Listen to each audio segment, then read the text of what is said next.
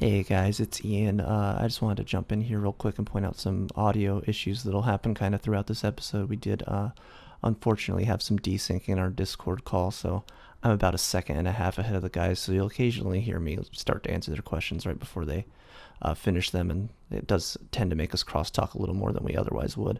So sorry about that. We fixed that for the next episode, but I just want to give you a heads up before you listen. Thank you for being here, and have a great day. All attempts to contact the invaders thus far have failed. Their only purpose seems to be destruction and chaos. One fact is quite clear. The militaries of the world are severely outgunned. In the absence of a miracle, this could very well mean the end of civilization as we know it. But we have had people saying that they've seen things. I'm not a believer, but I guess anything's possible. Realize that you're feeling down and up if you your way. No continue, no respond, no way to save your game. You wanna hang out in a special place. I think it's time for good game, well pod. Good game, what you playing now? Good game, well pod. Good game, what you playing now?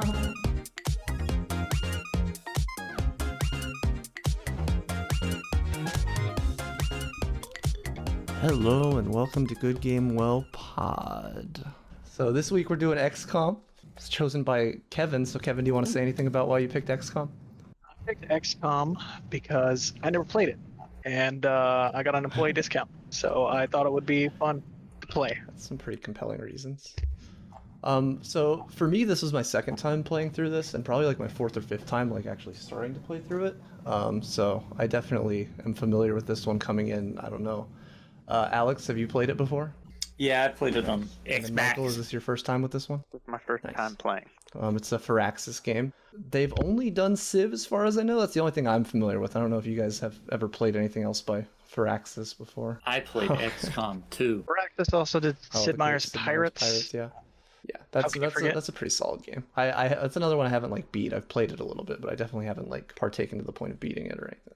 But yeah, so also this game, one of the cooler features is kind of it's a blend of action strategy, Fire Emblem type stuff with a little bit of like roguelike and RPG kind of elements too. So constantly having a revolving permadeath of characters that are getting new names, and that kind of has that Oregon Trail feel to it. So I think one of the easiest entry points for us to get into it is what names we picked for our characters and what like way we went around about picking who was going to be what. So I'll start with Kevin and see how his team panned out.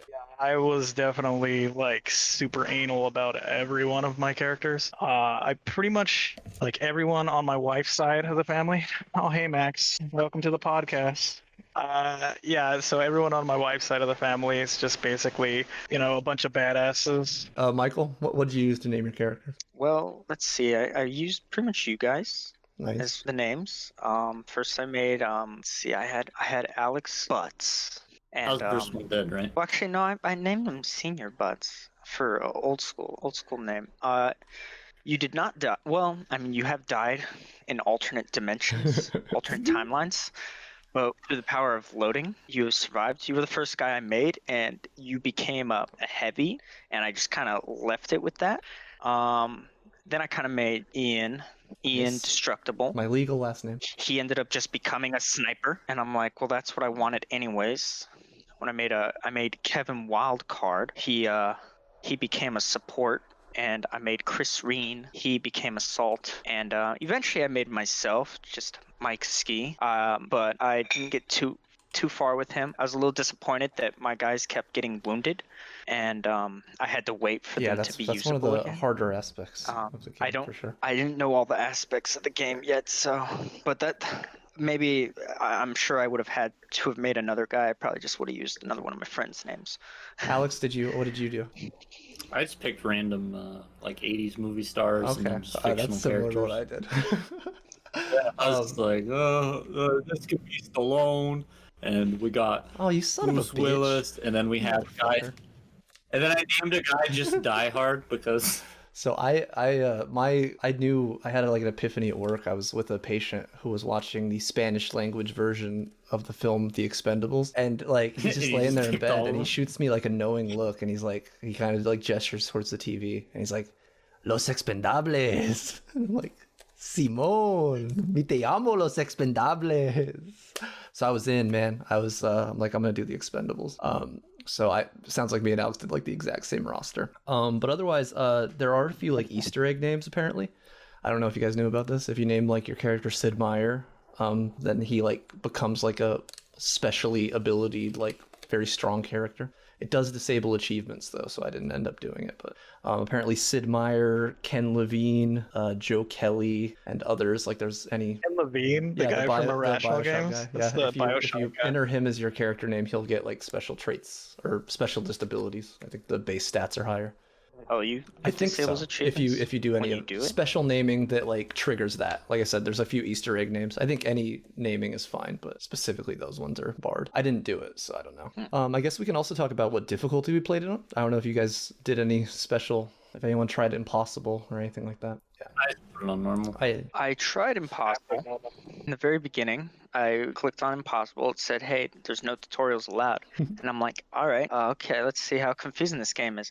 And it just throws me into it's like two possibilities. And I'm like, I don't know what that means, two possibilities. Because the game just kind of starts you off out of nowhere. And then I'm just in a little mission where there's some alien activity. I'm like, I don't know what's going on. I send my guys behind cover, and I'm like, all right, I guess my turn's over. And then the aliens turn, and they just one-shotted all of my guys.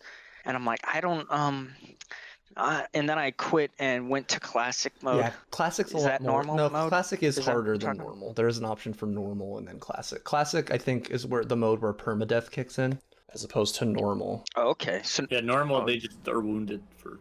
oh, okay. Yeah, I noticed in classic, most of the time my guys would die, but I think at one point my heavy butts guy, The gravely he just got wounded. wounded, and it's like you have 3 turns to rev this guy, heal him, and I'm like, I don't have any medkits, so I had to load. No, that happens quite a bit. You can lot also of finish the mission cases. before the three Yeah. the 3 turns are up if you're able to, and that'll save them too. Yeah. I did it like 3 times. By the end of the game, I was having to do that out of necessity For sure. every time. I'm like, yeah, I only brought 1 medic, and he can't even make it that far. Or my 1 medic was the person that got wounded. I'm like, oh, okay. Guess we just gotta win. How is it determined how they become like the class? Is it just random, or you No, I have to think like it's kind of completely random. strategically? I think you could like if you had like a Either. shitty roll, you could literally just get 7 heavies in a row and like never get any utility. Like I think that is a possibility. How So many there's classes do they heavy, have? There's support. There's assault.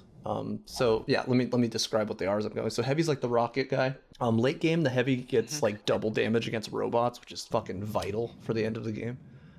So the heavy's incredibly useful. Support also very useful. Yeah. I've never had good luck with the support. Like one of their main like utility plays is they can like throw smoke, and you're supposed to get hit less often in the smoke. I feel like it's never ever worked for me. Every time I'm in the smoke, I get hit the exact same amount. So I don't know. I'm skeptical on the usefulness of smoke, but they are the only class that can heal. Also res 3 times. And too, they which is can they cool. can run extra far with one of the trees, so the support's pretty cool. And then you have the assault, which is like the shotgun, like sprinter. They can sprint and attack in the same turn. My 2. Yeah, he felt pretty offensively defensive as well. Like he runs in, dodges bullets, Can dodge and then reaction shoots a guy. shots. Yeah, they're pretty I'm cool. like, oh, this guy's cool. But yeah, that so was very useful. sniper, And then sniper, which of course. I will point out that was one of my like points where I strayed from the normal line of what I was trying to accomplish with naming my team the Expendables, because I had just recently watched the movie Sniper Special Ops starring Steven Seagal. So I did implant Steven Seagal into the Expendables as my sniper. Yeah, he should have been in the movies. That was one of the like kind of fatal flaws of the movies. Are you really as good as they all say Did you you are? name him? Every once in a while. Did you name him I before he named him, became and I a gave him, like, sniper, the or Fu after? Manchu. I wish you could make him like slightly fatter, because in that movie it's like fucking Entenmann's old fat Steven Seagal, and he's literally just laying down with a sniper rifle for 97% of the movie. He's just like not moving, and just guys are dying off screen as he pretends to shoot a sniper rifle. It's fucking awesome. And that was the exact energy that he brought to my team. He did end up having the most kills. Did you get the trait that allows you to move and shoot No, I at the same didn't. turn, or I did just you posted him just up. go? Squad sight. You stayed true to the. true. He lived the You gimmick. stayed true. I had a second sniper, Liam Hemsworth, and he was running and gunning a little bit more. But yeah. Now that Max has kind of calmed down, can I tell you what go ahead. all the names of the people were? So of course I named everybody in the podcast. I had Ian, Michael. I had Michael's girlfriend. I had Ian's fiance, Michael's fiance. Well, it's yeah. Sorry. So I had everybody in there because I had a crazy amount of females in my squad for whatever reason. So I had the Females in the game?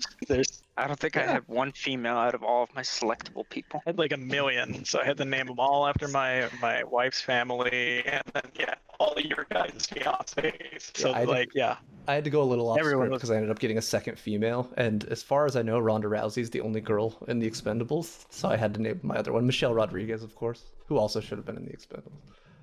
But yeah, nice. I found that was like super fun. That was, like how Soul Calibur has like the character creator. Like it was super fun because when I went on a mission, I would like, nope. Like my sister can't die. This is not canon. It's Oregon Trail. Reload. It was like Operation Bloody Pipe or whatever when you first go onto the alien ship. Yeah, that one is super lethal. I had to do that one like 8 times. And then it just became like, what's that movie with Tom Cruise? Day the Earth Stood Still. I know what you're talking about. Edge of Tomorrow. Edge of Tomorrow. Yeah. Emily Blunt. It was like Top Gun the whole time. Well, No, it was like Edge of Tomorrow where I basically like move forward in the fog, see that there's like 3 of those like melee things that turn you into zombies, and I'm like, nope, reload. Let's that's really cheat a little. The hardest thing is just like every once in a while, some of the missions, like a few of those council missions that you go on, like especially early game when like thin men are still a problem, like 4 of them just spawn like with high ground on top of your team. It's like, okay, cool. What the fuck am I supposed to do?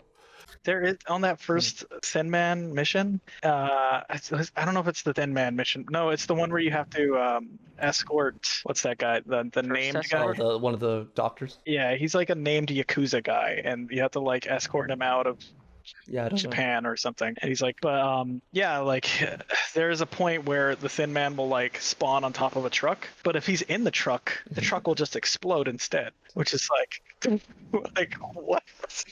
So I don't know. That was like one of those things that got me super upset. It's like, how couldn't the Thin Man just spawn on top of the truck? Why did the truck have to explode? The exploding trucks are actually pretty useful. I was accidentally blowing them up all the time because we'll get into it later. But I had a fucking choke artist on my team who have you guys ever beaten the game? Has anyone else? Okay, so I don't know. Am I allowed to spoil it or no? Okay, yeah. So in the game, like randomly, you learn that you can like get the sidekick powers that the aliens have, and like some of your team randomly will be gifted, and some of them won't be. And you have to have like one person who's like gifted enough to like access the mothership and blow it up, basically. And who it picks is funny, so it's a shame you guys didn't get that far because you could have gotten. Because it picked by far the person on my team who had choked twice and gotten like people killed, and I was playing with like the permadeath. If someone died, I would just let them go. They were expendable, for lack of a better term. Yeah, so I'll get into who the fallen were for me, but I don't know if any like of the mechanics kind of struck out to you guys in the early game, like kind of the first few hours. What were you guys spending all of your resources on? Were you doing like research, or were you building more in the base, or what were you kind of devoting your? Yeah, that's the thing about this game. It doesn't really, even with the alleged tutorials, it doesn't really tell you much about what things do. It seems like in the beginning. So I'm like, I guess I'm going into research. I'm putting things in because I like. My mindset was kind of RTS at that point, where I'm like, I'm just gonna steamroll and get super powered upgrades and then just kick everyone's ass. But yeah, and then you gotta wait 2 weeks for a gun, and you're like, oh wait. Yeah, and then wait. All of a sudden China left XCOM, and I'm like, all right, China, I tried to help you, but there was never a mission to go help you. So I didn't really know what to do. I'm like, how do I send up a satellite? I need more money, and I have to wait a month. Yeah. I need a satellite uplink, and I don't have any money for a satellite uplink. So I was like, I guess I made a mistake when I put a satellite up in America. Oh yeah, which continents did you guys? I should have put it in China. I immediately sent something to India because India was like, I need help, and I was like, sure, here you go. And they're like, by the way, you don't have any ships over there, and I'm like, yeah, whatever. Do I give?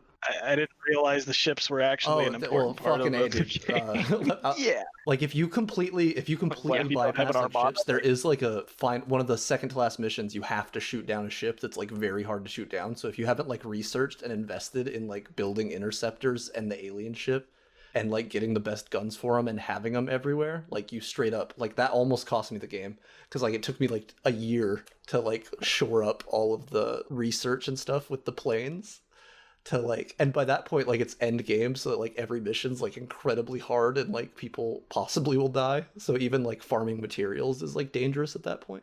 And I was one panic level away from having the last country leave and losing the game because it took me like almost a year of in-game time to like catch the ship because I had completely skipped it. You lose money every time, right? The last country leave. So what? It was Just like a you No, lose there's a snowball. one limit to another how many country or countries can something? leave before you lose. There's like a little meter. If enough countries leave, it's a hard lose. Oh, there is. So no matter what, Okay. you lose. But you hold on. So like you lose money You every lose, like, time the a country recurring steps income, out. yeah. So And it's it like a snowballs, snowball. Yeah, like the monthly. Yeah. So And that by makes the end game of like I way was really harder. hesitant to like go out on non-priority missions just because like I kind of wanted to like finish like those alien activities or like not catching every single UFO, which by the end of the game they like start putting out these like giant like not scout class ones that like you need to have the higher tier ships to shoot down or else it counts as a UFO that you've disengaged with, and the council's like fuck you. And wherever the UFO was, like, we're leaving. And it's like, oh shit, this is getting out of fucking control. Yeah, I almost spiraled out. Kind of. Yeah, and then those ships can get fucked up, they have right? the like same they rules as the repair people, too, and they right? can get completely destroyed all the same. And they cost a lot of resources, especially when you're trying to build like the alien ship and you're putting like a good rocket on the ship and loading it out. Like you can really like fuck yourself over pretty hard with that stuff. Yeah. I mean, the game is it's got all these like. I didn't expect this game to have so much roguelike, There's so many features. Yeah, And that definitely pretty makes cool. it so many unique. It's very cool. Like the fact that it doesn't let you know what you're doing and you have to like learn it yourself is what makes the game a lot funner because you just get surprised. Like early on in the game, you learn a thing about the aliens. Well, not necessarily, but you can when they do their psychic link thing that powers them up. If you shoot the one that's doing the link, both of them die. And I'm like, oh, well, that's Yeah, do you want to hear a story? useful to know. From my first playthrough that And involves that. My very first time I played the game, I made that observation. Oh, no, that yeah, you go do for that, it. and then by the end of the game, there's enemies that will mind control your teammates, and you are allowed to kill them, and it doesn't kill your teammate. But because it doesn't tell you, I was like, oh, fuck, I can't kill him. So like I literally made the missions like 7 times harder because I was like incapacitating my own people without killing them. It's like, no, you could just shoot them and you win. So yeah, but Oh, that would have been diabolical well, if that's they kind of one of the cool made. things about the game is like you're figuring it out as you go, and it doesn't really tell you, and that does kind of like in a weird way give you that feeling that you're like fighting an enemy unknown, for lack of a better term. It's like every fight, you're kind of in the shit. They nailed it. So I love that. Yeah, no, it's got a lot of cool, interesting mechanics, and I'm sure I'd learn a lot more Yeah, it's great. if I keep playing. But Yeah, it's one of those games where the more, like, you don't really lose, you just learn more, and then on your next playthrough, you start stronger. Yeah, I still don't. It's like I still wouldn't. Yeah, it's the like highest Divinity. praise. I still feel like I wouldn't be like comfortable playing it on Impossible ever though, just because like fucking a, it's so Well, brutal. Yeah. It's pretty Yeah. brutal. I don't see any chance of like, oh, the aliens just will one-shot you if they hit you, and even if you have half And- cover, they're yeah. they're still And gonna then hit the- you, so you have to have full cover. Even the and gang shitty up on 'em. sectoids they that can hit you, crit you like, every fuck fucking you up. time, just kill you, insta kill. Yeah, and oh yeah, one of the other cool things about the game is when you're like the willpower Mhm. factor that your characters have, where they can get shot at Yeah. and freak out all of a sudden. I had Yeah, when they're and kill panicked, your they other- randomly Yeah, shoot I had and a kill your fucking character. teammates. And I you're had a like, guy "Oh, who damn panicked it." and he killed one of my favorite characters. It was, but yeah, that's just there's so many like it's that rare like game thing where everything can fucking go wrong and like it's brutal, but it feels awesome and hilarious. Like some games just do that. I don't know. Like some games it's incredibly frustrating. This game it's like just it's so fun to watch it all fall apart. I don't know. It's Murphy's so Law. weird how they panic though, because why would they assume that, like, I'm guessing the reason behind it is they hear a noise and they shoot towards the direction of the noise. But why would they assume that a guy that's shooting like an assault rifle is the alien? Doesn't it make a completely different noise than a By mid laser game, you gun? are. Yeah, My by the dudes mid-game, all you're- got decked you're out with using lasers, I so skipped that lasers and went to like- plasma, which is what the mutons use. Those big tanky guys. But yeah, I went straight to plasma. Went straight to plasma. Thin Man missions in the beginning, you just got assault rifles still, and all of a sudden, Kevin's killing Ian for some reason, and I got to reload because My Kevin got favorite is when poisoned. they sprint into, Sounds about right. sprint into getting flanked when they're panicked, and I'm like, Yeah, oh, thank that- you. Thank you, very cool. Did you guys use Overwatch at all? Because I fucking hate Overwatch. I did used too, it but it was so fucking excessively. disappointing. It never I used hit it a little bit. ever. Oh, I had. That's why you really good Overwatch, and then you load how you when win it when doesn't possible. hit until it hits, and you get a. That's how you win. Turbo save. All right, I got a 1% chance to hit, playing through and I'm the, gonna make it hit. I'm playing through the Mega Man Load Legacy until it hits. collection right now on Xbox, and it has a fucking rewind button. The forbidden fruit of like, I'm not replaying the level. I didn't land on those that- spikes, yeah. bitch. Like, fuck you. Total quality of life. Yeah. Time pass. But yeah, no, I like I said, this game's so like unique. I can't think of like a game that's like as much RTS. Like Fire Emblem has like some of the stuff, but I don't know. Like all the tactics games. Well, I like. It got too much tabletop, that's why. Because it's basically a tabletop game with extra stuff thrown in there, and all of it works nicely together. Like, base building complements what you guys do in game, and then your in-game stuff complements it. It's not like just, oh, there's this shit that you don't really have to, it's just gonna ignore it, but it's all nice and It says tied it's like together. It is. You have to be incredibly well rounded, or by the end of the game, like the game will just take a shit on your head. Like there are a few like exploitable things, but for the most part, it's like if you don't find like strike some balance of what you're trying to do, you will just get like a turd laid on your fucking head. I like how the game is basically just Mario Raving Rabbids, but like a lot less Yeah, it's really unique missing. than Mario Raving Rabbids. You know, I can't bounce on people's heads and then shoot them. What's up with that? Are we still talking about XCOM here? Yeah, we're talking about My little XCOM. brother. I had to piece out that Rayman, but I was like, jeez, all right. It's Mario with the rabbits. I would love to see a Mario Party XCOM. That'd be amazing. It's basically the kid version of XCOM. Like if you want to introduce a kid to XCOM, Did you guys have him ever play play- Mario Raving Rabbids first, so he has an idea. Yeah, it's Wait, like a you're similar serious? gameplay. Like of the actual Oh, two, yeah. it doesn't have all the base elements, I don't think, but like it. You have half cover, full cover. You can break down the Raving cover, and But there's no like. is there psychic, like, you know, like Mario willpower panics damage? and Can you blows like off fucking Luigi's There- head? I think the there's panic system willpower. reminded me of the Darkest Dungeon. Yeah. Oh my gosh, yeah, that. Oh, no, go ahead. I just the memes from Darkest Dungeon, you know, like when somebody freaks out and then just like, you know, the symbol, the Darkest Dungeon, like insanity symbol, like appears over their head. I just wanted that to happen anytime somebody like hunkered down and like just started freaking out, like after, you know, one of my friends died, like after Ian died and Michael's like, oh God, All right, oh so I God, died. I can't. I mean, everyone died at least once. Like, reloaded like. So the game is actually called Mario plus Rabbids Kingdom Battle. Right. Oh, there we go. The XCOM of the Nintendo. It's there's- it's there's- pretty fun. Nintendo doesn't miss, unlike my characters in XCOM. They don't miss. 95% Oh, yeah. chance. Twice. Oh my god. Oh no. The best is when it's like, all right, well, as long as this guy lands his shot, we're getting home, boys. And then he Misses, just- hits car, blows Potato. up car, kills. Can I talk about my fucking choke artist? Fucking Bruce Willis, dude. please. Bruce fucking Willis. Like, guy doesn't even want to be in the Expendables movies. Like, shows up, he's like clearly uninterested. He's like fucking tiptoeing through his lines. Motherfucker shows up on my XCOM team as a heavy. Gets like this like heavy assault rifle, which if he shoots at the beginning of the turn, he shoots again. And I swear to fucking God, every time I needed him to land a single shot, he missed. And one of the times was Jet Li was flanked, and then he missed 2 shots. One of the shots hit the car next to Jet Li, and the car blew up, and Jet Li was killed. Sounds legit though. So we had to bury Jet Li. That was pretty depressing. I lost him. Oh man. Yeah. Well, he never stood a chance. Everything's harder because he's smaller, so he has to work Did you harder guys, have to get the- farther. You're just letting people Yeah, I die was too. letting them Like die. you're And then heartless. I got a little cocky at the beginning of the game. I had my third sniper, Jason Statham, and I sent him, and I was like, hey, just go like up to that door so we could see into the ship. And he looks at me, and he was clearly skeptical of what the order was. And this is what he said to me. I have a recording of the interaction between me and Jason Statham when I told him to run up to the spaceship. Sir, mission denied. But he ended up running. He ended up not going into cover. He just stood like right next to cover, and then also triggered a group of mutants that were outside the ship, and they lit him the fuck up and killed him. So Jason Statham also died. How many brothers fell victim to the shit? Rest in peace. So yeah, it was rough.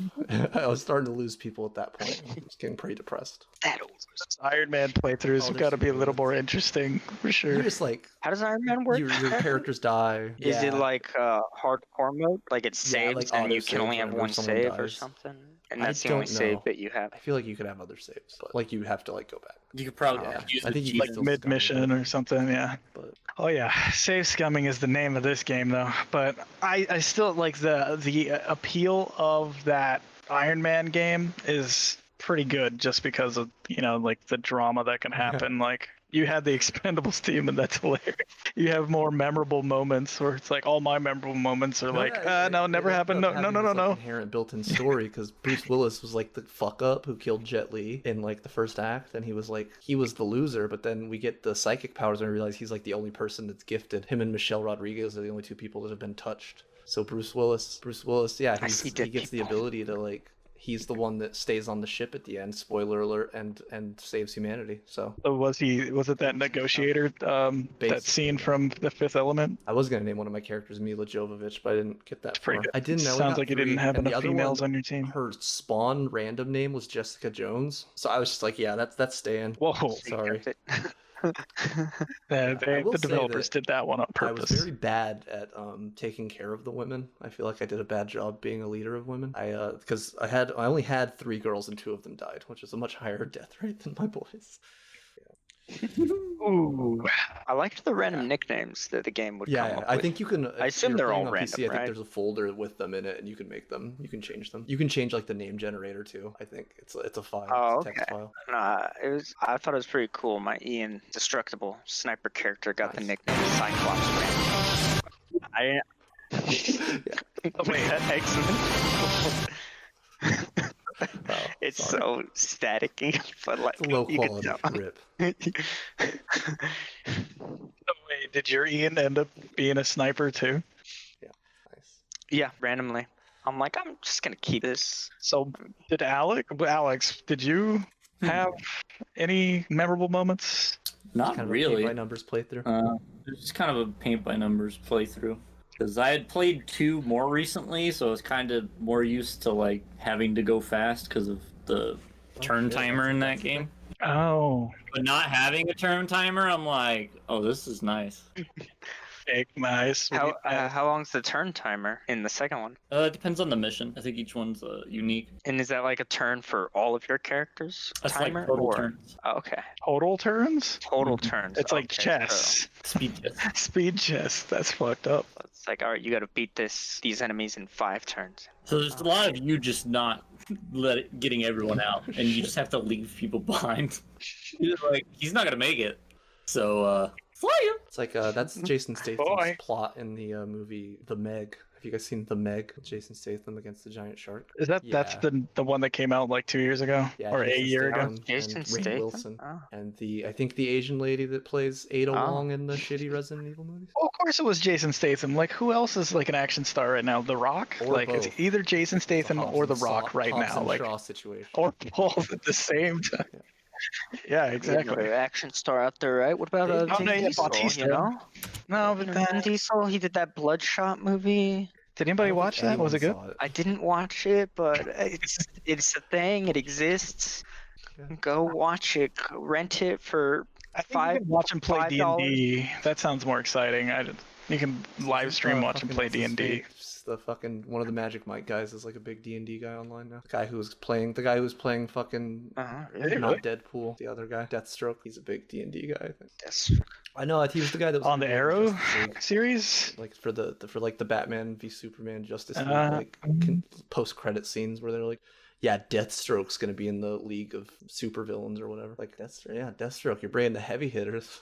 Jeez, it's almost like you can't kill fucking all of your main villains in like the first 2 movies. At least Marvel knew to book long term. Yeah, I mean, there's that Snyder Cut thing happening. Maybe a good DC universe. They could do like a whole different universe dimension. Well, since we're off topic, I had a bit that I was doing. If you guys want to hear that. Oh, you're doing. I was gonna bring it back on topic. I was gonna say it would be kind of cool to do a hardcore run with it's just like movie directors like Michael Bay and Steven Spielberg, J.J. Abrams and Sid Spielberg. Meier's Pirates of the Caribbean movies. Gaspar Noé. Sid Meier's. Sid Meier. This guy did The Fifth Element again. The French guy. Come on, let's go. Jean-Luc Picard. French guy. The Frenchie man. Jean-Luc Godard. No. Jean-Luc Picard. Yeah, I forget. The guy. And you gotta have Douglas Bubble Trouser. Yeah, look it up. It's gotta bother me, so I'm gonna look it up. Luc Besson. Yeah, he did Taken. Luc Besson. He did the first Taken, right? He did Taken. He also did the that one with the pedophile. That's right. The movie with a Leon the Professional. Yeah. The Professional. Leon.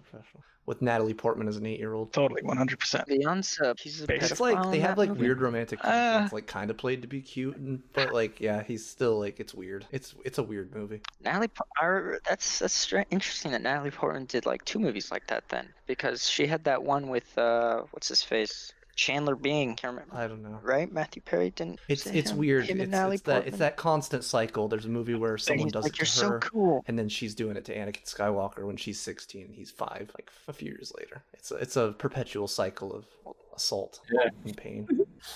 Michael Bay has got to be a heavy, not an assault. Like, just saying. Like the ability to spawn explosions. Explosions. Not even heavy. Just load them up with grenades and the rocket. And I was very disappointed with explosions early on in the game because they're like, you're not going to want to use explosions if you want to recover any materials from these creatures. And I'm like, well, that's lame because that's what this one class is all about. Fuck it, I don't care. It's not worth someone dying.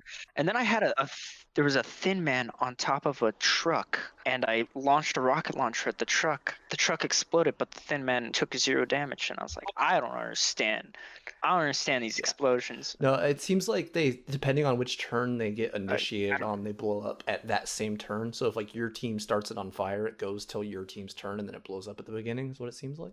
It feels like there is some jank and some inconsistencies. I don't know if you guys got far enough into the game, but some of like the indoor like levels, there's like a bar level. It's like a 3-story bar, and like the sight lines are just completely fucked. It's like if I'm standing in this one spot, I can see all the way up to the 3rd floor, but if I'm 2 feet to the right, I can't see anything. Like some of that shit's pretty jank. Yeah, there's weird sight lines where enemies and my people could just kill people through walls for no reason.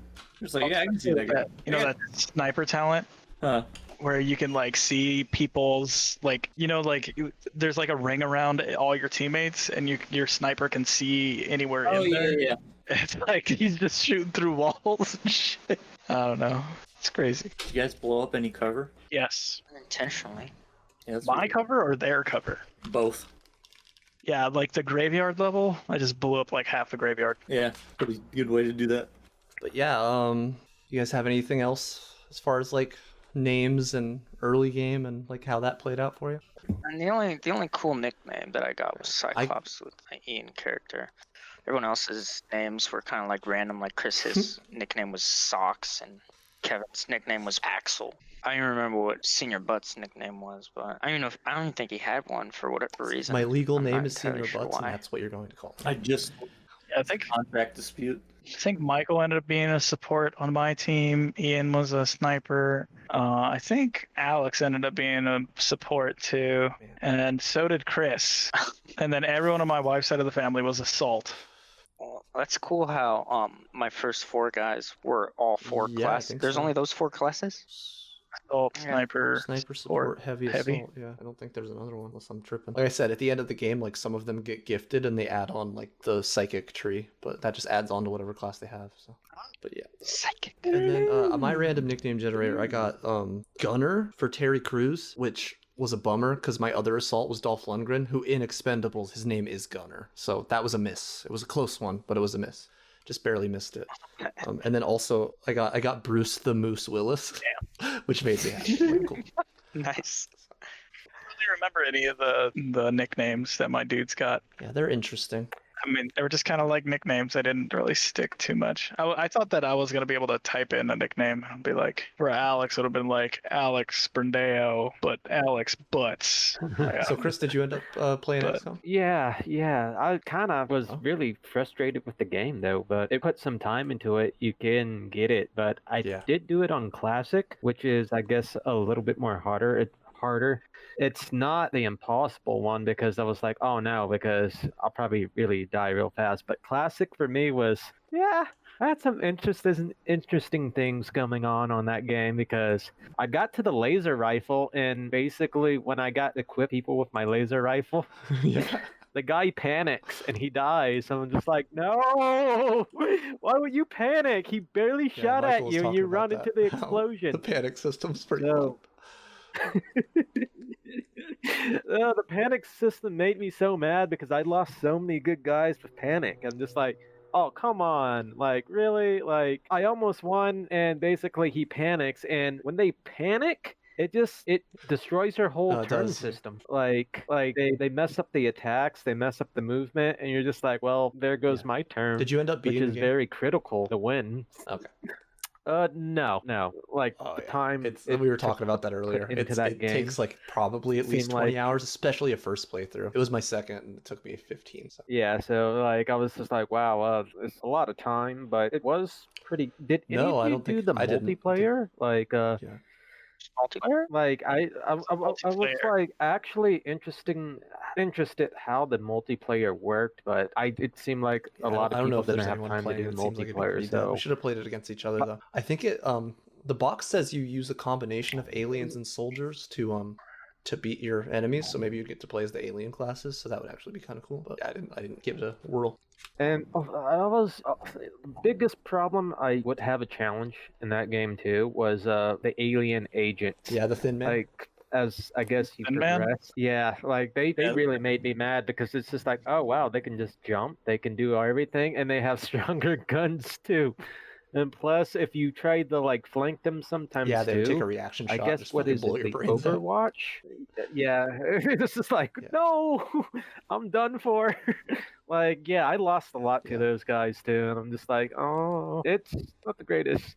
But the funny thing is, when I got a laser rifle in, I was like so upset because I was going to see how it was going to work. It's the first one that has like an inherent crit bonus too. But like, that's when you start critting. Yeah, I know. And it was so crazy because like the range of that gun is like somewhat great and horrible. Like I also had a problem with the math factor in that game too, because let's say you'll get like a 66% chance of hitting them. It will not really work that way. It will just like you'll miss right away. And like, yeah. Oh, and you know before they miss too, because they'll be like looking at the sky and they'll be like, "Oh, come on!" Oh, and the best miss I've ever got, and this really made me mad because my support guy was like literally 2 squares in front of the guy, open. I had a clean shot, 66% chance of like killing the guy with a freaking machine gun, and he missed every shot, and I'm just like, nope, I'm dead. I'm literally dead.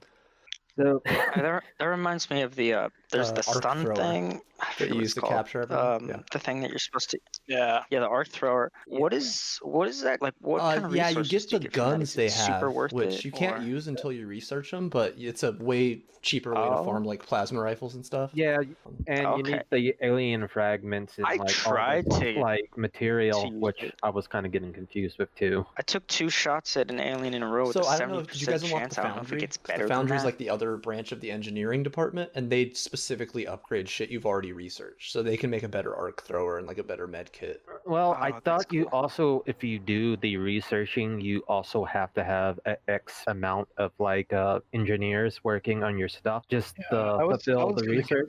I was gonna get the bio lab, but I have no idea what it was. All I know is like it was like regeneration and like faster speed and stuff. So I was like, I was all about having a squad of mutants. Well, what also really helped me in the game too was having the nano body armor, which kind of increased like 4 hit points. Yeah, that Titan armor is the pretty first useful. one that I go hard on the investment in. Yeah. I think that's like plus 10. If you can get that research loop to the Titan armor, then you you're able to like survive a few hits, and that's when you start getting. Yeah, that's pretty hard to like that's get that my research experience in the very kicking in beginning from of the having played it game. before. It's like I knew what shit to rush to research, but even then, like I still forgot like you need a ship by the end of the game, and I almost lost. So Is there any way to like kind of farm in that game, or is it there's just a deadline and you're like you got to make the right decisions? You have every step. It's basically you have to make the right decisions, which also came down to another factor. Like I was really confused how like to start the missions. Like if you had missions in Australia, China, or like Mexico, and you only picked a territory, it seemed like you could only do that territory for a little bit. That's so fucking oppressive the way the game does that. Like, here's 3 picks, and you can only pick one, and the other 2 are going to be pissed. The other 2 are going to get worse actively. Like, that's so fucking challenging. Yeah. That's like your main mechanism. No, it's basically, basically Australia got mad at me because I kept on trying to do the mission, but it just kept on giving me other missions, and I really couldn't pick it. It just seems like other missions came up as a more priority to like if that nation was like in like the red zone of like breaking away from your society or something. No, it's like you were saying, Michael, for the for if you can like kind of prioritize your resources. I don't know if you utilize the gray market at all. I looked at it and I'm like, well, shit. You don't get no very money much, for but... like I get $1 for weapon fragments. I mean, I had a lot of like you were probably corpses, saving but I didn't. Yeah, so I once don't you know. learn the loops, I wasn't of what sure if shit they you were actually need useful. to like get the research you want, and make the gear you want, you can start selling everything else, and that helps you kind of boost and farm a little bit. In that money, is that just like? I don't. Is it You get US dollars? $100. Like you have $5. Like, oh shoot, I really want this laser gun, but it costs $20, and I don't have $20. Not only that, you also have to have the engineers to build it too. I'm just like, what? So you could have the money. It's just you still need the. You gotta go save some engineers. You know, I was putting it all into scientists. And if you can hit 40 scientists, it's a balance. If you can hit 40 It's scientists, really a you can balance. get like autopsies and some researches that are short to be instant, and that like saves you a shitload of time. Yeah, if you get enough scientists, it'll cap out, and you can just have them instantly. Oh, so you really? don't have to like forward the clock at all to do certain research. So if you can hit that threshold, You don't have to hit the day. You don't have to wait for the days, really. Wait, were you able to just like make engineers built and labs and scientists in the workshops. base, or do you have to go through missions? Oh, okay. I was just going for That's like what you infrastructure. should I was do. going It's very for power short-sighted to build a cores and bunch. shit. Yeah, it's very short-sighted to build a bunch of you have to workshops. have That power. was one of my mistakes. I like stacked workshops heavy in the beginning, and then by the end of the game, it's like, well, the engineers like have nothing to do. They built all the armor they can build. I have satellites everywhere in the world.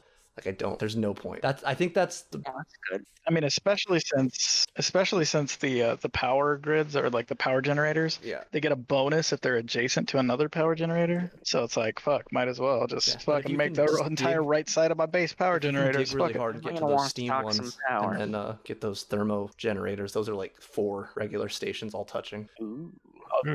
But they don't just have you to go need like a lot of specifically on the space steam for vents, those? which spawn in different spots, I think, randomly each game. So you can get fucked, and they can be like not by each other. $200. Yeah, they do. Oh, they get a bonus too if they're so those adjacent? just snowball to the point where if you get like 2 or 3 of those lined up, it's like, yeah, I don't need any.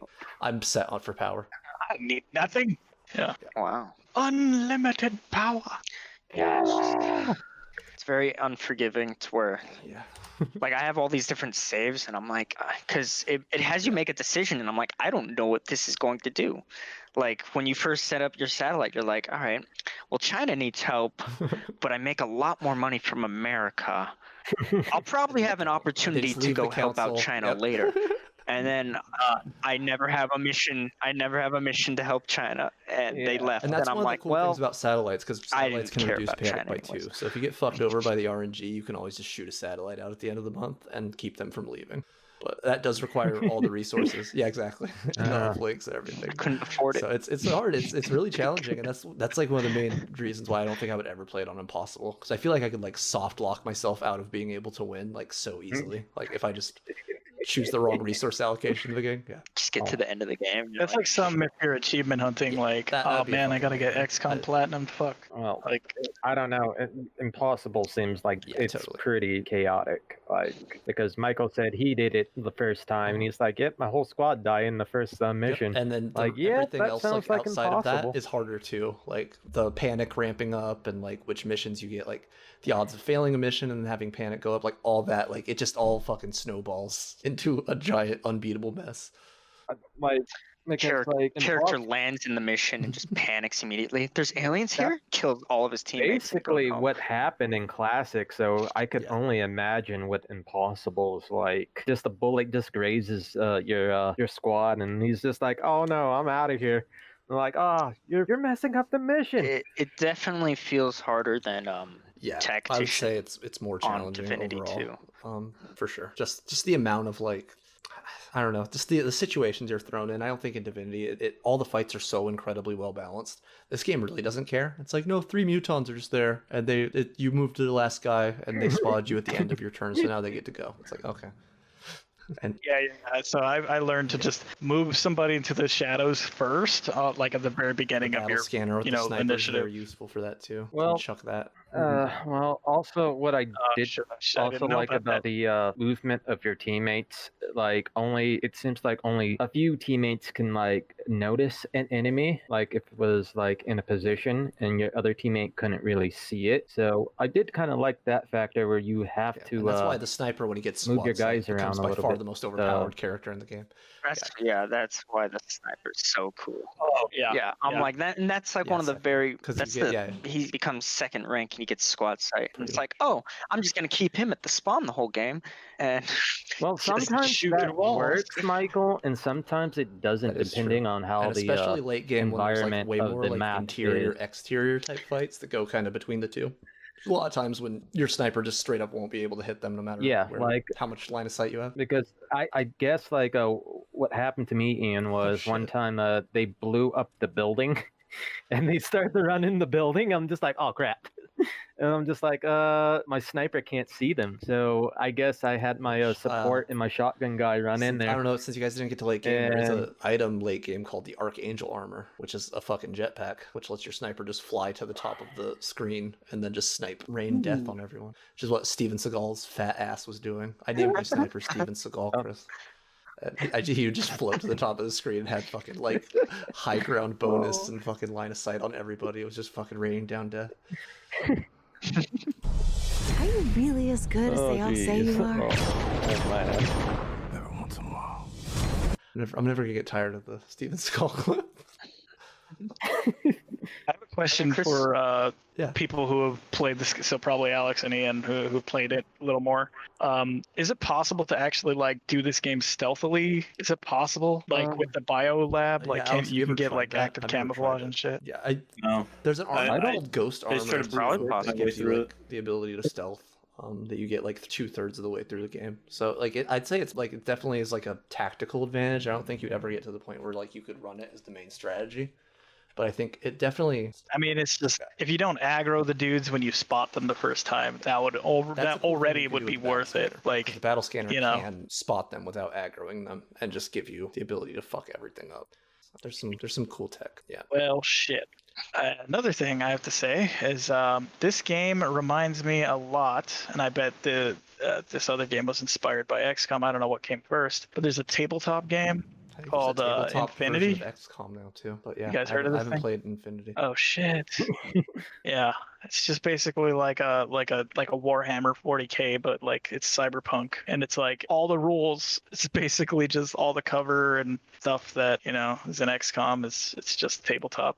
The dice rolling, the 68% chance. It's like you roll 3d6 against their whatever. So totally feels like it's a tabletop game. And it was awesome that I could play it one-handed. Is that what you were doing? While I have a baby in the other hand. I'm about to bust. I'm about to bust. I think Infinity came out first. Well, yeah, the Unless XCOM, we're talking the about a first one came different out, yeah, XCOM. PlayStation 1. There's the UFO Enemy Unknown came out in 1994. I think it's like kind of a. Was that the same It's type not of the game same. style, I think this one's more of a hybrid. I've This never one's kind of the played Fallout 3, like modernized, making the game completely different, but still retaining like the aesthetic. Well, didn't it? But I thought XCOM came out with a third person. That did happen too. Yeah, there was the one where you play as like FBI strategy. agents. That one came out as like a Kind of. spin-off after this one, right? Yeah. Really? Yeah. It was like basically Commercial. like the timeline for them was like 1960 or something like that. Like the Bureau or something. XCOM the Extraterrestrials Bureau. landing in like Yeah, the Yeah. Bureau. the Bureau would like go in there. Classified. The Bureau XCOM. I don't think it was as Declassified. well regarded. This as does that. not look very good. Yeah, I don't think it was really that successful, but they just like made it in between like what was it like after 1 and 2 of XCOM. It looks cool. The cover looks cool. Looks like, Yeah, we can but give the it game does not We can give it a look whirl. that great. What do you think? It looks like a generic. Well, It looks like you're playing like a third-person mafia. yeah, I told you it was like somewhat like a third-person shooter game. I don't know how the mechanics are in the game though, but Is it like Well, Left 4 it's Dead? still, I imagine it's still turn-based, I heard it right? was a little different, more action, more of a fast-paced action game, but with strategy with your teammates though. So you have control of what you shoot at. That's Could be what fun. I've heard about the game. Interesting. Yeah, the pastiche. Let's do it. Yeah, let's that- talk that's one about the things I aesthetics like, of the but game I'll let- since we I'll let kind Kevin of go got first. service. I think this game was doing a lot of things right because this Xbox 360. was original Xbox game, right? Yeah. Oh, it was a 360 title. 2012. Still for a 360 title, this is holding up pretty darn well. I think it's photorealistic, but it's not like like it's got the timeless kind of stylizations Gears of of like War, the character yeah, the Gears of proportions War at the armor, time, yeah. like Especially if Gears you get the of Titan War. armor. It's straight up Gears of Definitely. War armor. Yeah. Fucking, and then they do the little roadie run when they dash. It's like, yeah, it's Gears of War for sure. Animation-wise, everything like feels really cool. The aliens are all super unique. I really liked the zombies that would come up. After the dudes would like murk your. I don't know what they the are, like chrysalids? the three-legged camel. No. things The chrysalids are come the in, like melee. the units, chrysalids? like, Is that what they're called? spiders. Yeah. Yeah, the spiders that would come like if they killed one of your Yeah. teammates, they would turn into a zombie. Because like the zombie animation was like super cool, and like seeing them get up, You know what's like wild? all This- that this stuff playthrough was that like didn't super happen. impactful. That's a whole like aspect of the game that like I completely didn't have to explore, and shit like that happens every time you play through it. And I love that so much about the game. Like there's little things that you don't even realize how annoying a certain enemy can be if you don't let them get out of control.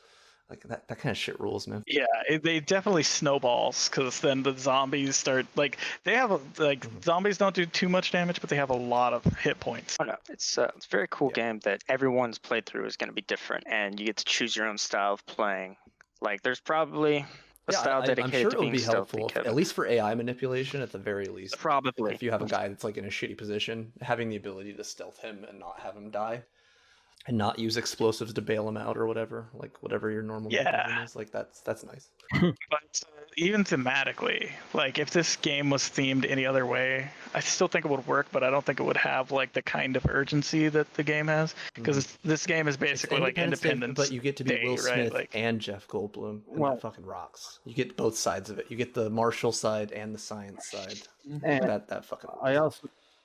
I also wanted to agree with Kevin on the mechanics of the game. I really do like the physics in this game because it does open up a lot of possibilities in the map. It's just like if you're in combat, for instance, there's always tons of factors that can happen, like building blows up, alien runs through the door, running through the window. Cover is a good situation too. Your cover can actually blow up in front of you, like real fast with the simplest shot. Yeah, I feel like the little sectoid tiny blaster like will like destroy a brick Did you guys get to the wall, point and you're where like, the I robots don't know started about showing up that, that was guys. snow grenades that would like just blow up whatever wall? Okay. Yeah. No, I didn't get I that just far. had them it's hop pretty everywhere ridiculous, on but- me. I'm just like, oh no. Oh no. Are those the? Are you Yeah, guys talking no, about the flying saucers. There's like the a flying floaters? saucer, not They're the not floaters. floaters. The flying saucers have like 10 HP, Okay. and they will discus hurl a fucking grenade at you from really far away. Oh yeah, My God. there's an That enemy is by the a end of lot the of game health. that has like 20 HP, and he's like a giant like Robomech. It looks like the fucking Ed from Jesus. RoboCop, and that guy like he can like take multiple attacks in the same turn, and he can Overwatch. Like so, he'll just snipe one of your guys from behind cover. Oh, that's It's called horrible. a sectopod, I think, and it will straight up blow up one of your guys, even if they're behind cover. And then if they try to like run or reposition, he gets like a reaction shot. It's a fucking nightmare. It's basically a tripod from like War of the Worlds. It gets rough. Wow.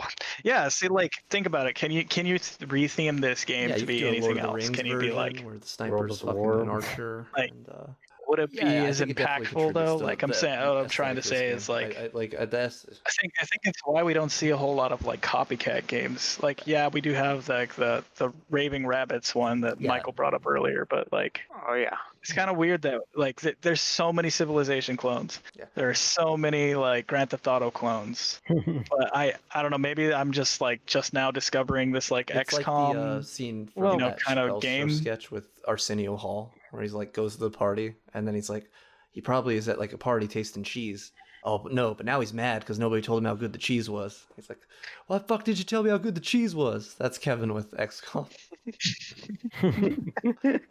Like I want to see some Souls likes, some XCOM it's likes, a lot of, and see like, what they're things doing with hit, that. Is that a thing? But no, like there's a lot of like tactics shooters and like tactics based games, and there's a lot of like Civ clones, but there's not a lot of like hybrids. And that's kind of what's cool about this game, with the roguelike elements too. I'm like, there's not really a whole lot of competition out there. That's kind of interesting. Yeah, I'm sure they'll make a third one. I mean, Um, for how popular It's already in production. I'm pretty sure. Mm. In Did early anyone 1929. play? Sorry. Did anyone play the No, I've never expansion, played that. the Enemy Within? I think it just gives you more stuff. I don't think. I've never played Right? it. It doesn't do anything else. I don't think. Yeah. It's The like game still whatever. costs $40 on Xbox, by the way. Luckily, I still own it. Really? Yeah. Yeah, I have the 360 disc. That's You have the 360, the disc. Yeah, I played it off disc, off 360. yeah. Well, You we played had it on? the You played it on 360? Which Nice. honestly, oh sorry, go ahead. No, you get good. disc. Did anyone? Okay, go ahead. I was gonna say, did anyone have any no. game-breaking bugs? Not Because game I definitely breaking, had a one. game ruining, but Mm. not game breaking. I think my game crashed at one point. No, I didn't really have crashes in the Maybe? game. I don't It remember if this ran one pretty crashed, actually. decent. I just one where during the the base builder, that menu, like when saving the game or something about like the menus, like it would get stuck in this menu where like I guess it would think that you're still putting in inputs. So like as soon as you like clicked on like the science lab or like tried to like click on save game or anything, it would like the dialogue box would instantly close. So and it's like I couldn't even start The game would missions. I couldn't do sometimes shit nothing. I its had to pants just in the like quit and overall reload. like UI at that point, like when you were switching between like the engineering and the foundry. That seemed like that was like the only place where the game like chugged. I'm like, so I wonder what something's going on under the hood in that spot for sure. It seems like. But yeah, overall on the Xbox it was a pretty okay experience. I heard it was like optimized for controllers with like controllers in mind when they made it. I did use my controller and the mouse and keyboard. Tried them both. Controller, kicked ass. I'd say it was kind of I simpler think that to was use one of like the main on the features controller of the time. than It it was was like the optimized mouse for and like keyboard. kind of like not being like super RTS like key binding heavy, and was like optimized for controller. So that was another part of its appeal. It was kind of like more of like a console RTS, like as far as like the overall gameplay flow. So that was another thing that probably contributed to its success. Oh yeah. And that's one of the cool things about it. There's like only like 5 or 6 things on the bar for your character to do, but it still feels so deep because of the amount of like implications of every option. You don't need like 75 different moves on your hotbar to like have the gameplay be deep and meaningful. Yeah. And plus you also you got all those different classes, which I mean overall, if you count each character as a part of your And total there is a second team, run, then like you got if you're quite a on bit the of second options. playthrough, you can like enable these like second playthrough things that can randomize elements of the game even more. So your like starting soldiers can get like random like stats to start. So you'll have some guys that just have like way better base aim stat than other characters. And way higher base will and stuff, and that'll be like more random. And there's a lot of like, there's so much replayability, and honestly, it doesn't need all that, but it has it. It's there. Like you could just play XCOM for a very long time if you were so inclined. No, again, it feels like the playability reminds me of Divinity a lot. Like I've never beaten the second Divinity, it has but a similar I thing to definitely this game, where replay it a lot. And I feel like you could definitely still like I said, you could kind of like soft lock yourself out of being able to be successful. Less so in Divinity because you constantly have the ability to respec. But like I feel like it'd be so easy to choose the wrong path on a playthrough, like of what you're gonna research, and then just be fucked. To be like, yeah, we can go win the mission that I'm on without losing all the characters. I can load that, but if I go back, like I'm gonna lose fucking the Foundry. I don't know, like I'm gonna lose fucking like 3 countries this month. And I'm going to make less money, and then I'm just going to be strapped the whole rest of the way. Yeah, I know. Once I lost China, I was like, should I load 2 hours ago? Or something. 2 hours. To when I still had China and made that decision. Well, every time when you load back your play, the situations are still always random. So That's true. Like it's like pointless doing that because it's true. I could reload until I get the mission where I save China. You might lose China, but you might like save China, but you lose another country, and your jets go up and try to blow up the alien ship. Yeah. But in doing so, you lose 2 jets for the alien ship. Yeah. So it's completely randomly generated on everything what the about situation it feels happens so in that game. Like you never feel like you have it under control. I don't know. That's life. Maybe like on your 5th or 6th playthrough, but yeah. It's a life lesson for you. Yeah, I have to agree with you on that one, Ian, because like it seemed like every mission, every situation that happened, everything you're building, all your resources, something randomly no matter would always what, like, happen. Part of the game you shore up, you always in a bad way. Spot. Like fucking Canada is always going to leave because like no matter how well you take care of everything, you're always going to have like a blind spot somewhere, and that makes it fun. Yeah. The redheaded stepchild. Is there a like logic behind characters becoming wounded or I think it's like gravely the old, wounded? I think it's the old D&D. Random. Like, if the amount of damage is like more than 3 over their health, then they, instead of getting knocked out, they die. Well, I did like that too. When well, I mean, like not in that when they recover. Well, I'm talking about after the mission. Wounded. Yeah. No, well, you can't use the soldier until the next. I think it's just can't use it for a few missions after he gets healed. That's what we're talking about. Your squad does kind of dissipate after like if your soldier got wounded, you can't use that soldier or something like that. for a while. I think if you heal them back, like if they become below 25, they heal faster. So that's another perk you can do, like before the end of the mission, just have your support run around and heal everyone, so that they have less recovery time. I think. I did that. See, I've healed gravely my Chris character back, and he was gravely wounded, so he was out of commission for 17 days. And I'm like, but he only was missing 2 health at the end of the mission. Incapacitated. You have to be like. So I was a little confused. Yeah, I don't know. He was never incapacitated. He got brought down to 2 health at one point, and then I healed him back up to like. Yeah. I felt like. He only had like. Well, if they're incapacitated, don't you need like a I felt like by end game, to everyone revive was them, getting or... hit, but I'd always heal them to full health before the end, and then I was running the same team every time. So I don't know. Maybe I misjudged that. I did get the. Yeah, I did get. Yeah, I was sure I get the faster healing from the. That's why you start out as China, and then you get all those. Poor for that way you're running with 5-team crew every time and all that. 6-person crew. You can get all those for half price. Just max those out right off the bat. Okay. Yeah. It does tell you when you're So picking. that's something when you you're don't know in the picking, beginning you of pick the a game, starting. where you're like, how do I play this game? You don't know what that means. It tells you what it does, Yeah. but And you then can, if you don't prioritize know what satellites, any of that stuff if you have all does. 4 of So them it's covered like, with satellites, then you get their region bonus too. So you can just shoot your first 4 satellites at Asia and then get the officer training school bonus from Asia. Yeah. And that's one of the things that you lose when I didn't realize. Okay. when one of them leaves, you lose the bonus. There's so much shit you can learn. When you do officer Yeah, you training, get the you do extra get an people. extra man to the squad, right? Yeah. So I was about to use it, but I think That's I one of the needed biggest things to just research spike off for the it. bat, just because it So, snowballs yeah. for you. It's one of the few like positive snowballs, because then you're getting more people getting experience every mission, higher like functionality. Like it's a total boon to get that out of the way pretty early, I feel like. Yeah. oh, I invest in that. I did have a 5-man squad, which was composed of all of us in this Discord here. But my character, That was my first weak. playthrough. He was the new I was guy. weak, and then I think Alex was He my was assault, nothing. and then I think like I made Greg, and Greg was the sniper, and Greg just fucking carried hard. Oh man, speaking of the Mhm. sniper, I did use Overwatch quite a bit, just in case I didn't actually have to shoot too many things. But my sniper would Overwatch stuff, Yeah. and he would.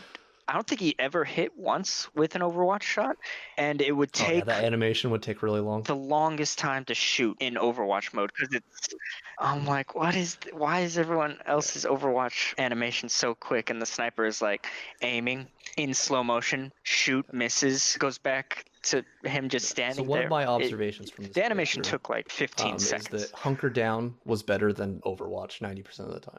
Like if you boost your own, like, because Overwatch just always fucking misses, and then like it like missing, like especially like early mid game when you don't have like big clips in your weapons, like then you spend the next turn reloading your primary. Like once that shit starts happening, you just lose turns because you tried to do Overwatch and it gave you nothing when you could have just hunkered down and then. Yeah, hunker down was a better option. It does give you a chance for the And then you enemy can also, for having less shots on you. Another too. like advantage So, with suppressive fire is really good.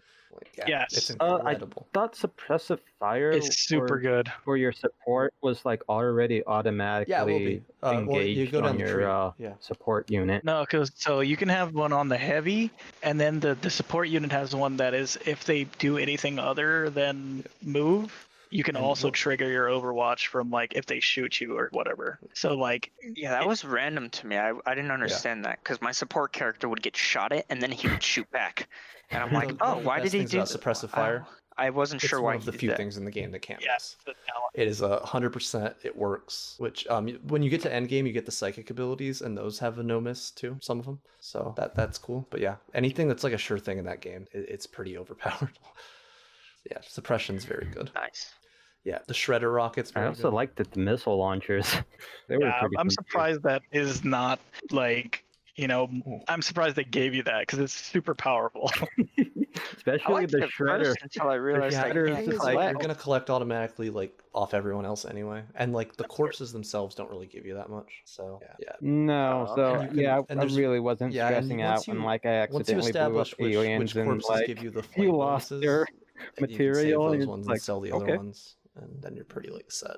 Nice. I feel like the game being as simple as it was something that like was in its favor. I mean, it's like it was super complex in terms of like the game's whole direction, like the vertical slice, like the city builder part or whatever it is, the Fallout shelter part, and then but like actually going on missions, like it wasn't overly complex. Like Ian was saying, that there's not like 1,000 spells like in Divinity, because I'm trying to think like, why is this different from Divinity? Why does it feel different? And it feels different because you have like 3 options on every character. It's not like You're not like investing a lot of time in what your spec is going to be on your units. I'd love to see a fantasy you can version do of this that game because now. there's trees, You- but and it's the, not the loops like as, built in a in-depth. way that's like meaningful. Which- So like in Divinity, you'll spend 20 minutes in town crafting and buying and selling shit like before you go out into the next set of battles, but there's no like element that you might lose the game there.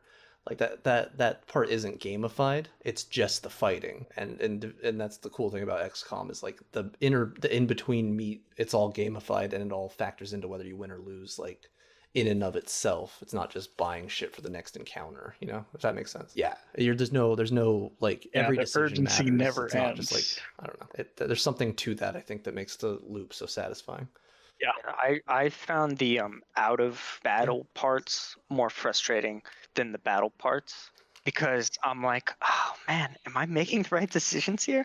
Whereas in battle, I can be like, because there's no countdown turn timer, you can like chill and be like, well, I'm not going to move any of these guys except for this guy. And if this takes me 20 turns, that's fine. I'm still going to win and I'm going to be okay and I'm just going to have a good time. Whereas I guess in the second one, there's turn So timer. between that you're and like, well, the, you got to win in 10 and turns. the like the permadeath and shit, like it just feels so, it's such an anxious game. There's so much anxiety built in, like, and I don't know, it's so satisfying when you have a triumph in that game. Like even just when you get that last kill on the mission and you're wondering if it's the last kill and it pops up mission complete, it's like, there's something like so satisfying about that. And it even gets pretty dramatic or like traumatic when you're like an alien like blaster guy and he does like a scene where he's just like, and blood squirting everywhere. Just, it's hard. Yeah, it gets pretty. You're like, oh no, it's I lost. incredibly It's the punishing and aliens. challenging. It's a tough game. That makes it worth it. Because, I mean, to me, like, losing a guy in battle is, like, one thing which I did not want it to happen, so I would load until I would become victorious. But then losing a country feels exactly the same as losing a guy in battle, to where I'm like, I feel like I have to load back to where I didn't make these bad decisions. You know what? I kind of agree with Michael, too, but it even sucks when you lose, like, your high-level guy, and you're just like, oh, no, I have to start over again and retrain my guys and missions. Yeah, but but like I said, usually that's the I think aliens what's don't cool give you about that it. much Like, time. 'cause in other games like Divinity, there's like a clear delineation between like the micromanaging of the party and like what will make you lose. Here, it's like you're constantly under attack. Like if it's be like if in Divinity, if you made like a bad deal at like bartering, like you're like, this person now thinks you're a piece of shit, and if you get enough people to think you're a piece of shit, you lose the game. It's like, yeah. That's so, I don't know. It's like like I said, it feels oppressive. Like every decision, like even the decisions you feel like you're making positive, it's like you had 3 countries to choose from. 2 of them are going to be pissed at you. Like that, it just feels like you're constantly under the gun. Yeah, there's something very like real about it though, you know, like Divinity, you're invested into the story, but you're not really invested in, like, I don't know, you lose, I guess invested is not the right word, but like, you're not invested in the I kind of know characters as much? what you're kind of talking about, Kevin, because like XCOM is really more like you're playing literally hardcore politics with your characters. Like you're going to piss off somebody in XCOM, which in Divinity, really not. You could actually make a lot of people happy in that game, not in XCOM. Yeah, I keep comparing it to Divinity. I think it's just Divinity is on everyone's mind because that's what everybody plays on the side. But Divinity is like another tactical honestly, because kind of game we can compare it to, they're 2 games that approach kind of the same core concepts in just 2 completely different ways, and it's very interesting because they both kind of succeed in ways the other one doesn't. So they're really good like foils for each other. We'll have to do Divinity on the show at some point, or something like it. We can do clones maybe. Yeah. You know what we should do with Divinity while we're just talking about it is somebody should create an actual like a DM, custom like the game, DM mode, Kevin. It's an DM entire mode. Like create your own story. I think that'd be great. In Divinity? I've never played with it, so Basically, yeah, isn't it pretty much like Game Maker with the Divinity engine? Divinity has that? Yeah, it is only on the PC. Oh, yeah, I think that's probably only on the PC. Hey, if somebody buys it for me, that is true. The game. Oh, it is. Yeah, all 7. Maybe one of our adoring fans will buy it for me. You don't have it on PC, Kevin? I have it on both. No, I have it on so fun. PlayStation because I'm a pleb. Oh. I'm the only PlayStation fanboy like in this, family. Can you transfer your save from PlayStation to PC? No. That's cool. I know you can do that with the Switch, so I wasn't sure if it was possible. No, you can do that either. Well, that's what they said, so I believe them. That's what the Switch is like. Transfer your save to the Switch. Less is more, man. Oh yeah, no, the Switch I've been considering very heavily on buying a Crisis Man, Remastered on the Switch for $30. Having that game on the road, on the go, that's fucking So I'm like, wild, that was a man. fun game. We've come a long way. Yes, it was. Oh yeah, it looks like it runs on the Switch pretty well too. Well, they probably fixed a lot of bugs on that game, because when Crisis first came out, it was like, oh crap, I ran over a toad and the car blew up. Like kind of with the pastiche and the overall like aesthetic of the game, that I feel like we like didn't go all the way in on was the tone. I feel like it's the perfect tone. Like it. Yeah, that has to.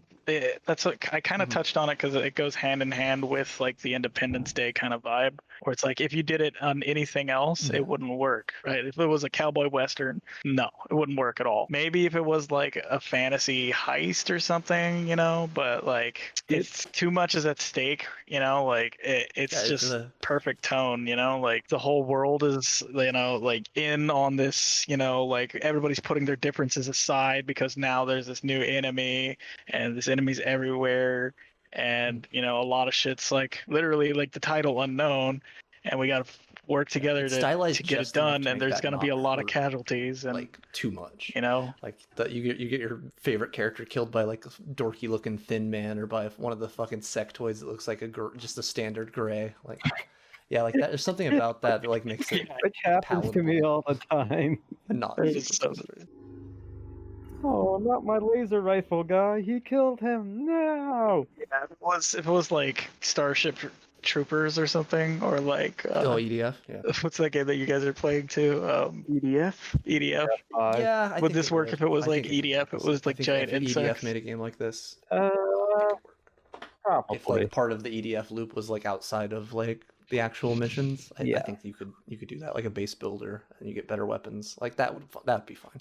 Yeah, because EDF has There's like these ones that look a just number like of humans. There's a aliens, human not way just of like looking giant ants too. So you can definitely. Yeah, there's also Godzilla in that game too. Yeah, there's these frog my people God. in EDF, like Just all the like us. dialogue Giant is like, frog oh my people. god, they look just like humans. Like clearly giant frog man. Yeah, the dialogue is made hilarious. no sense. No, so that's They're vital heads. I don't know if there's too much else really to say. I feel like best moments and stuff. It's like, well, we didn't completely all finish it, so I think we can forgo that for this one. Well, I will say, compared to the last podcast we did on Moons of Madness was heavily story driven. Not a lot of gameplay, walking simulator. I feel like this. Now, to be honest, I haven't really listened to the XCOM story that much. I was like kind of playing it in the background while everyone in the house is chatting, so I couldn't really give too much attention to it. But I feel like the gameplay ramps itself up at the end, is and I'll spoil what it this if game is everyone's all okay about. with me spoiling it, because it is interesting. It does play into like the aesthetic of the game. Yeah, I'll, go ahead and spoil it, but I have one thing to say about that. I think a lot of the story in this is like more implicit and not explicit, Well, but the story to me was also kind of, I guess, mysterious, because you had your boss who looked like Agent 47 for some reason. I don't know how he funded it, and it seemed like he was tying all things to you It is to cool. The XCOM in and of defeat itself alien stays just shady enough to evasion. make you wary. And it's not Optimus Prime. That's Optimus Prime, right? No, it The sounded voice? more like a Agent 47 guy to me. We will be watching. I didn't catch Yeah, that dude's definitely were you Optimus saying Prime. something, Let me check. I was gonna say, before you spoil anything, I'm not saying that the story is bad or anything. I'm just saying it's That's one of the things. It's not. You don't need the story to be interested in playing this game. Like, I go back to the game and I'm like, well, the gameplay mechanics are very interesting. It's a challenge. It kind of makes you want to go back on the gameplay alone. Like not everything necessarily else in the story. game, your playthrough is like unique and will vary. Like if you research everything about the aliens, you get like these nice little codexes. You get like a little bit more. You get kind of what you put in. Yeah, in my Did you finish opinion the of game, the though? story, it was basically dull, but it's but it just didn't really draw It does me like in. well the cool thing. The last 20 minutes are the best part. Like, no, like I agree with Michael. It does have all the gameplay mechanics. So the one there. cool It's just spoiler at the end, which wasn't does really kind of drawn enrich to the the second story at all, is It was that you just find out gameplay. that all of the different species of aliens are different planets that these like aliens have gone to trying to make the master species. And in Earth, they find that you're like the closest to like when you get the psionic enhancements at the end, that Earthlings are like the best suited because the thin men were like smart and capable, but they lacked the physical brutality, and then the Moutons were physically capable but lacked the mental, and like you learn that they're all like kind of these failed other conquered races, so you get this little tinge of kind of feeling bad for them because they're all like experimented on and mutated, kind of the way that you've been doing to your own people. So there is a little bit of like ludo narrative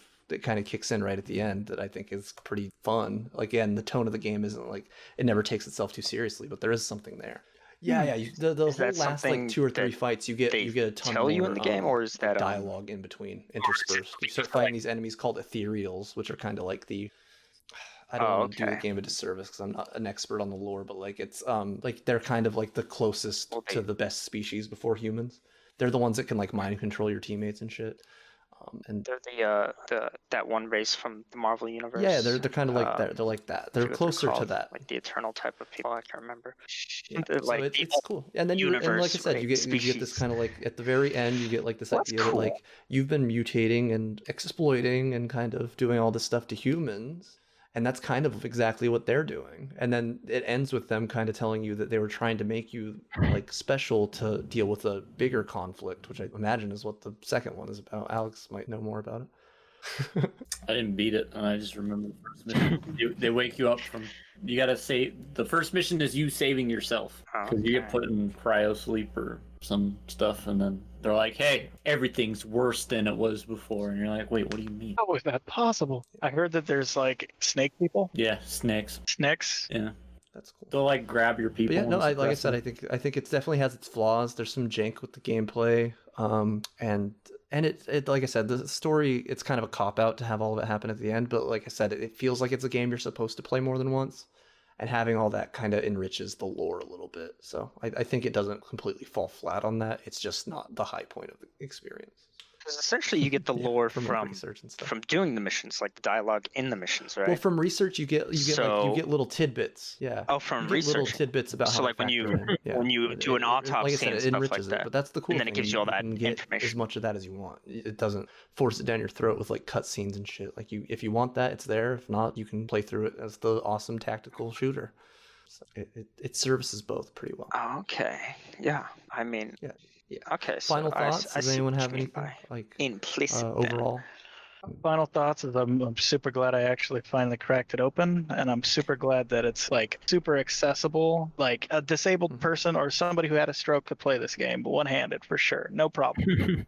Yeah, I mean, even though I only played like 3 hours of the game, I would say I'm definitely interested in the third one coming out, like for sure. The story's not a big deal. Yeah. If I want, I could just ask you guys about the lore. But the gameplay itself, I think, is a lot of fun. And it's pretty unique too. Just the randomness of it is just it's just fun. I really do like the mechanic where you do have to put it in a strategic mode. So it's more of a RTS game to me, or over a thought, but just in a simpler. Well, it's not. I feel like if in your RTS you spent a bunch of resources building it like shit and didn't get built. Like if you like an RTS, like if RTS is like had dice rolls all the time, like which would be crazy. It's like an RTS, but the simple RTS, like gathering and the shooting are in 2 different phases. You know. But yeah, it's a turn-based strategy, whereas RTS real-time strategy. So it's like that's happening live. You don't have time to make a decision because it's coming at you. Wait, so is it considered more of a real-time strategy turn-based game? Or I think it's a turn-based strategy. I mean, if that was an acronym, I'd say TBS. I don't know what the actual acronym is for these type of games. Or those, what do they call those? Don't they call them 4x or whatever? Alex, 4X. Final thoughts? 4X, yeah. There you go. And I would sum my thoughts up with a quote game from the villain of the movie Road to El Dorado during the Mesoamerican basketball scene. I love this game! I think it's great. I think it's awesome. But yeah, so we have a few minutes here at the end. I was thinking we could just wrap up with what everyone's been playing this week. Like, what have you been playing? We'll start with Alex and just kind of go down the line. That's new. You haven't played that. I've been playing Escape from Tarkov. How's that going? It's Escape from Tarkov. Like, has it been updated? It's like buying a lottery ticket and then getting punched in the dick repeatedly. But then you buy a lottery ticket and you win, and then you keep doing it. Is it more brutal than Stalker? Kind of, sort of. It's got a lot of mechanics that you have to learn, and then when you learn all the mechanics, you go, oh. Because I thought Stalker was pretty good in brutality. It's not it's more of a PvP, PvEVP. Okay, gotcha. Than the PvE of Stalker. I think it has one dev who worked on Stalker. Oh, so like I did like a Stalker multiplayer, and it's just freaking retarded on that because to die real fast. But yeah, you die real fast. Bullets hurt. Yeah, it's got a lot of cool movement systems and stuff. And yeah, nice. Mainly just Earth Defense Force 5. I gotta get on more. I've been playing that with Gage a bit, and yeah, it's Alex been pretty posted fun. an image of Lashif from Casino Royale. It's a fun one. As I'm assuming a gambler who's playing Tarkov, but also has a podcast and mic and a monster hat. He's a gamer boy. Which I imagine is just a screenshot of Alex, right? Got the soundproof wall in the back. You're like, yeah, it's pretty good. I don't know who made this. So how's EDF treating you, Michael? Yes, it's pretty good, I'd say. Yeah, there's the playing with your friends in multiplayer. It's challenging, which makes it fun.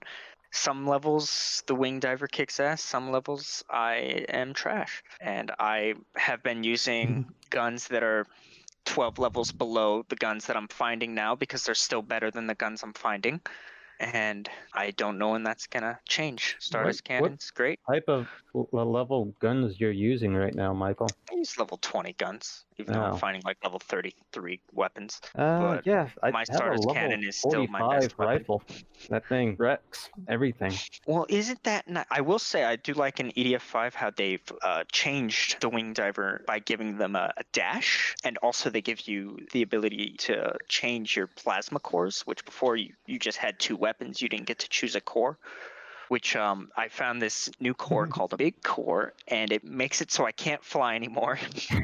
But I have like 500 energy, and my weapons charge 200% faster. So I can use some big damage weapons, but I can't. I'm super slow. I'm slower than the Ranger. So that's interesting. Besides that, I played a little bit of Watch Dogs 2 because it was free. Because of Ubisoft Forward, and then my computer exploded and blue screened, and I'm like, oh shit, I think my computer parts are overheating, my CPU and GPU. So I ordered some thermal paste because I heard that you may need to reapply that stuff every few years. If your computer so I'm looking dies. forward to that. I'm gonna try that out tomorrow. Hopefully it works. Yeah. Yeah. Chris, have you been playing anything? Yeah. Hopefully it doesn't. Yeah, I've been playing a little bit of EDF 5 and Code Vein.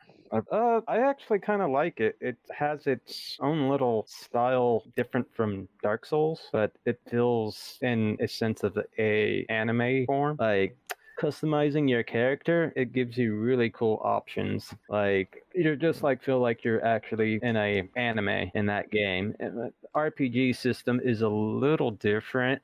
It's a little kind of hard to like figure it out at once because it's not the way it works. It's not like Dark Souls where you can put points in strength and dex and stuff like that. It just seems like your points just automatically build itself up for some strange reason. So it really goes off the classes. But other than that, like the weapons and the Kevin, moves and everything in the story, it's pretty cool. So yeah. I was playing a little Civ 6. Is that good? Civilization, it's a 4X game. My first 4X game was that one Endless Space, so it's definitely like, this is weird because it's like the original. And it's super deep, dude. Like I have to like watch tutorials to figure out what's going on. Like it's fucking crazy. Okay. I was thinking about playing that. It looked interesting. It's definitely satisfying and fun once you get something going on, but if you just jump in, like even the normal difficulty is hard as hell. Okay. I'm probably like, so I did like a 36 turns in on Aztec, and then I was like, fuck, I fucked up hard. And then I did another 36, and I was like, Jesus Christ, how did I fuck up just as hard? And then I looked up a tutorial, and I was like, oh, that's how you're supposed to play. Nice. And then I didn't jump back in. Yeah, they gave that game away for free on Epic Games like last month. Yeah, pick it up. It's definitely you can play at your own pace. So like I definitely like do a couple turns and then walk away and take care of baby. You know. Oh yeah. No, yeah. It looked interesting. Again, I recommend you guys check out Michael's Epic trying Games. to get us to play Fortnite. Just the again. launcher, they give away free games constantly. You don't have to play Fortnite. I'm just saying, you can get Civilization 6 was free. Don't they have like Ark Outer Survival Worlds on Evolved was Epic Games? free. Borderlands, the Handsome Jack collection was free. Dang.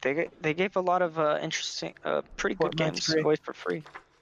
Well, yeah, Fortnite I think is free. No, you have to pay for Fortnite's trash. No. Predator Hunting Grounds isn't free, but it's on there. And if you guys want to hunt a predator, to hunt a predator, you know. As long as we don't go against the Berserker. It's not. That's not his name. Chris Hansen, huh? Chris Matthews is the fucking hardball guy. I don't know. I can't keep all these people. Yeah, Chris Hansen. I'm Chris Hey, Predator, Hansen. why don't you? Hello, my name is Chris Hansen, and I am Predator Hunting Grounds. Fucking Youch. What is Why don't you have a seat? Have some lemonade.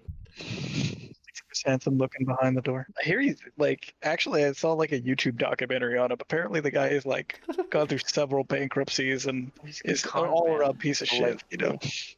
I just googled Chris Hansen. It says Chris Hansen from TV King to YouTube con man. Yeah. Good, there's just good thing he's on our side. It's one of those. Oh, sometimes the meme every single like person outranks the actual person.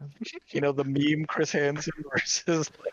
I've been playing. The next game is Warrior Within, right? So what's next week's game, Ian? We're a podcast that does video games that have Within. Yeah, in the Warrior subtitle. Within. That's the podcast. We did. Oh, like no. Yeah, shit. Fuck. Wow, it was enemy. Yeah, we'll do Warrior Within. You know, that should be an interesting game. I'll have to try out Enemy Within. Maybe I'll get some unknown You guys wanna guess what game I'm advantage playing? and feel like With my I'm good at the significant game.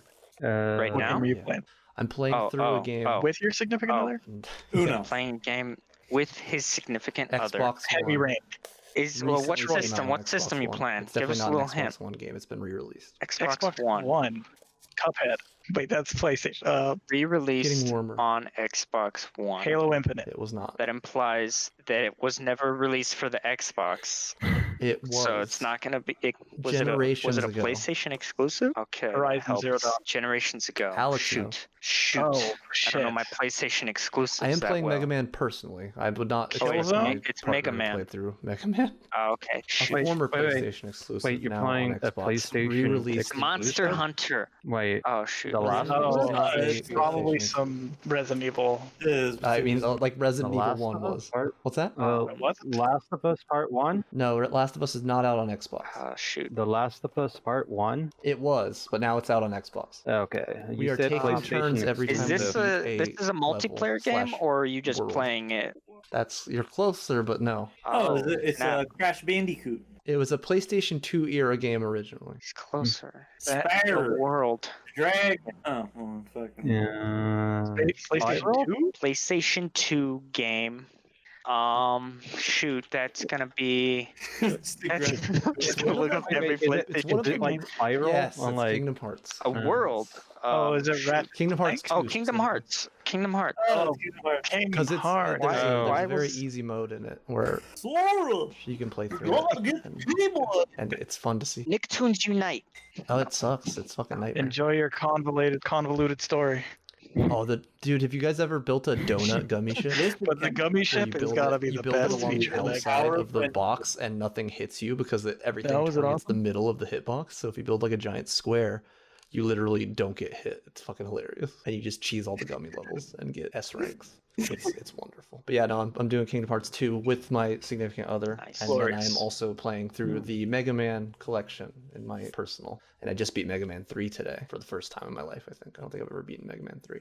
It's pretty fucking brutal, man. Yeah, those older Mega Man I didn't play too much. The only ones I played were the I X. started, I with started off on Mega Man 8. That was my an first X Mega boy. Man game that I ever started played. with X. I think X4 is the first I think one on PC. X4 X4. might have been the second one But that I also- played. Kevin left, but yeah, I had it on I had it on Super Nintendo because it got released on that too, I think. PlayStation 1, yeah. I think X4 came out on PlayStation. Are you talking about PlayStation 1? Oh no, I meant it was the first Mega Man 8 was on the PlayStation, right? Yeah, So. that was on the PlayStation. That's Oh, what like I meant. Sorry. X games. Oh, okay, that's probably you why got the it was upgrades, you got the same one we dashes played. and shit. Yeah. That was a cool one though, because you got the cool armor. I have the You X upgrade your collections too. armor I'm gonna and play shit, through get those, but the- I'm doing my due diligence and going through the old ones first. That's a good one. I have all of them. I don't think so. So you got like all. What one's that? Did you get the Zero collection? Oh, the ones with Zero? Like the X games, The right? Zero one? Like X1 and 2? Yeah, it's like I don't know. There's a Zero collection. Is it just all the X games? No, I gotta look it up. Zero. Is that like a bundle? Mega Man Zero / ZX Is it a bundle Legacy of Mega collection. Man X Legacy and Mega Man X Legacy 2? It's a bundle. It brings Mega Man 0, 1, No, I don't 2, have any of the 3, Z and ones. 4, I only as have well the as X Mega ones, Man just like the straight up ZX X, and 1 through 8, I ZX think. Advent. Okay. I haven't. I'll Okay. probably get Yeah, it. this at some one- point. It'll probably be on sale. It's on the Switch. It's I probably love for them. the things. 9's pretty great. I will say one of my favorite ones to play was Mega Man 9, because you get to play as. I don't know, but I was also thinking Is if his they're doing name all these Bass or re-releases, Bass? re-release a Never fucking sure how to Battle say his Network name. collection, please. That would be so hype on the Switch. Yeah, Battle Network thank collection that you. you could play online. That would be so against people. fantastic. Yeah, that would be fucking hype, dude. Ooh, and then you get to play online. Esports, it would be- Ooh, I had to bring that to school and play it against people that didn't know what they were doing and just stomp them. Like, why don't you? level up. Why do you only have 200 Yeah, health? no, I What's think going this on was a pretty here, good week, guy? man. Good show, everyone. Good job. Good job keeping it lively, positive, chill vibe zone. Good job. The episode from last week should be up soon. Not that by the time this is out it will matter, but yeah, I should be finishing with it soon. I'm just cleaning up the audio a little bit. Should be a little easier this week.